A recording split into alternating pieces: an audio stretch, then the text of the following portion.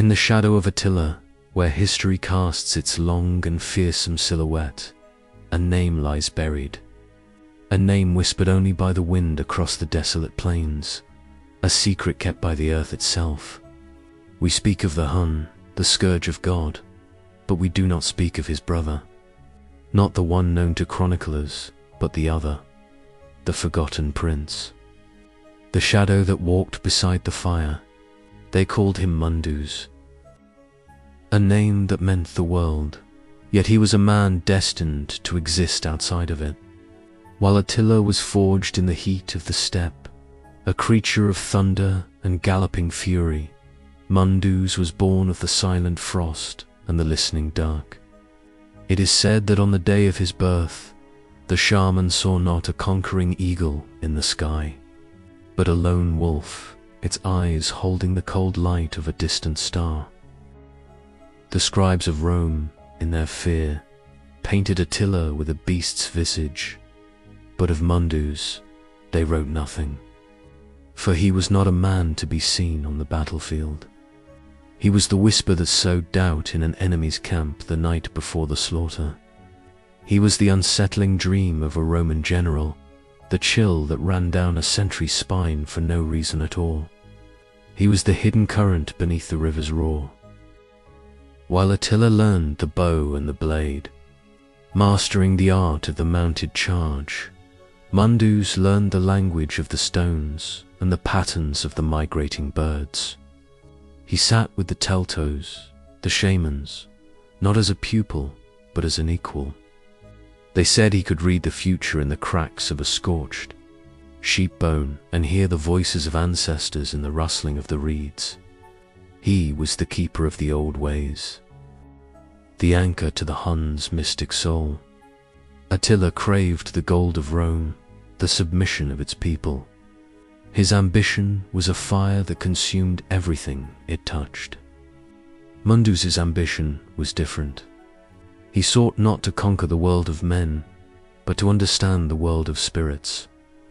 He walked a thin veil between the living and the dead, gathering knowledge that was ancient when the mountains were young. He was the empire's spiritual spine, the unseen force that gave Attila's horde its terrifying, almost supernatural resilience. There is a tale, a lost one, of a time when the Hunnic army was stalled before a great walled city. Disease had crept into the camp, and the warrior spirits were low. Attila, in his rage, was ready to sacrifice 1,000 men in a futile assault. But that night, Mundus walked alone into the swamplands that bordered the city. He returned at dawn, his hands smeared with black mud, his eyes deep and hollow. He spoke a single word to Attila. By noon, the city's wells had turned bitter, and a strange fog descended, a fog that brought madness to those within the walls. The gates were opened not by force, but by fear. Attila was the sun, blinding and brilliant. Mundus was the moon, who ruled the tides of men's souls. The warriors feared Attila's wrath, but they revered Mundus's wisdom. When a warrior fell, it was Attila who spurred them on. But it was Mundus who they believed guided their spirit to the sky-fae, the Tengri. He was the bridge to the eternal, the promise of a life beyond the dust of the battlefield.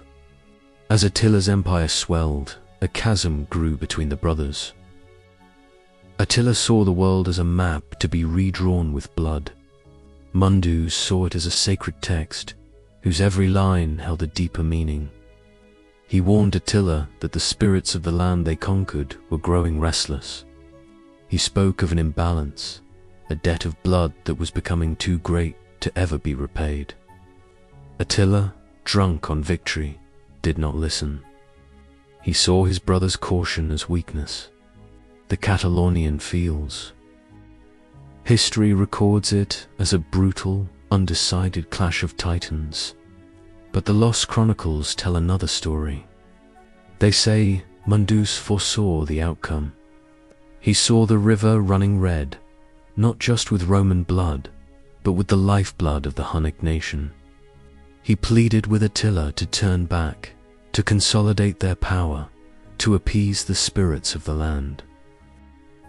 Attila, for the first time, openly mocked him before the chieftains. He called him a man of shadows and whispers, while he was a man of steel and action. It was on that day that Mundus understood. The path of the warrior and the path of the mystic could no longer be walked together. He had served the storm, but now the storm threatened to destroy the very sky from which it was born. He saw that Attila's fire would not just burn Rome, but would eventually consume the Huns themselves. The great conquest was becoming a great funeral pyre. The night after the battle, amidst the groans of the dying and the stench of death, Mundus vanished. He did not flee. He simply stepped back into the shadows from which he came. Some say he walked east, back to the Altai Mountains, the cradle of his people, to await the end of the age. Others say he walked west, into the dark forests of Germania, to become a myth among other, older myths. When Attila died, not in battle, but in his own bed, the shamans said it was not wine that choked him. They said it was the weight of all the unheard warnings, the spiritual debt come due. They said Mundus had finally collected. The empire, built on the singular will of one man, shattered like glass. The fire, without its guiding shadow, burned itself out. The name Mundus was erased. To speak it was to acknowledge the power that was not of the sword. It was to admit that the greatest empire of the plains had a spiritual heart, and that its heart had been cut out, not by an enemy, but by its own king. So they forgot him. History chose the simple, violent tale of the conqueror. It buried the complex, quiet truth of the mystic. But some secrets do not stay buried.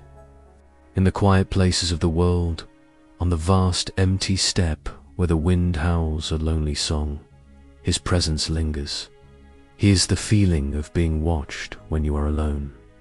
He is the forgotten path, the ancient stone. The story you feel you know but can't remember. He is the hidden brother, the shadow prince. The world that Attila sought to conquer is gone. But the world of Mundus, the world of spirit and shadow, is eternal, and it remembers.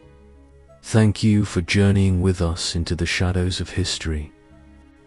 Subscribe and join our chronicle of the lost. The past is never truly gone. You just have to know where to listen.